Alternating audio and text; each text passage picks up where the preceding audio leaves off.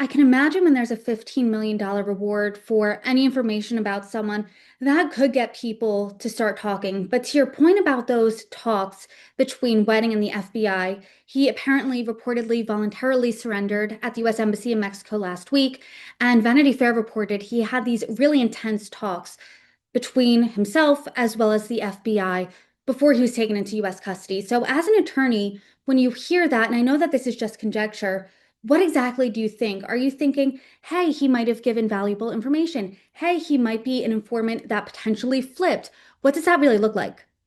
Sure. So it's hard for the kingpin to make a cooperation deal because if it's true that he is the head of the organization, there's no one greater that he can flip on, and that's the kind of classic law enforcement technique is they work with the lower level people to flip on higher level associates in the organization to eventually get to the top.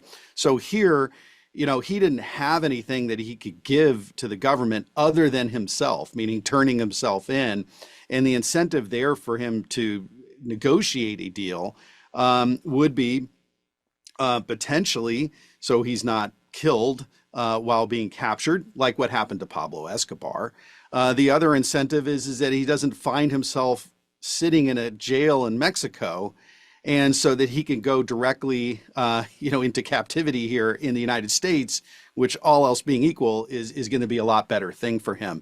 So what I surmise from the reporting is that he knew his time was numbered. He was going to be captured, and he wanted to know where he was going to wind up and to get there safely. I want to talk about the details here that the DOJ laid out, just how big and the scale of this operation. It allegedly was massive. Attorney General Pam Bondi, she held a press briefing on Wedding in November 2025. She said he was responsible for running a $1 billion a year criminal enterprise that used semi trucks to bring in drugs, around 60 tons of cocaine a year from Mexico into the United States.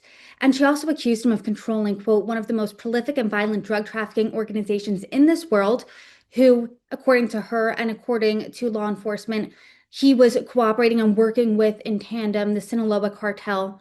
She also accused him and characterized him as being the largest distributor of cocaine in Canada. When you hear these details, first and foremost, how strong is the case against him? Well, this is always something I think for all of us to remember is the difference between allegations and proof or truth.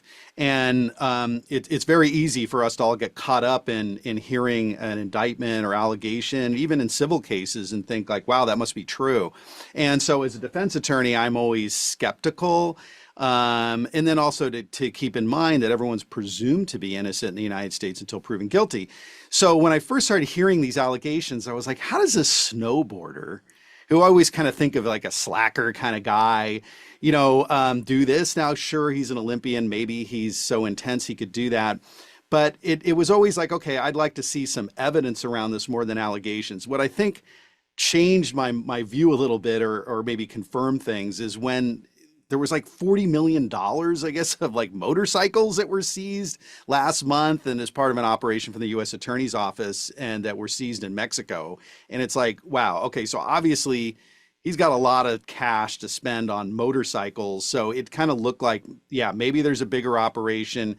There was also the very disturbing allegations that a witness against him had been killed at his instruction at a restaurant in Colombia. And so that also just shows, if true, the violent nature of this person and the operation, and also would help explain why people might not have cooperated earlier based on the message really that was sent saying, hey, if you're a witness against me, this is what happens to you.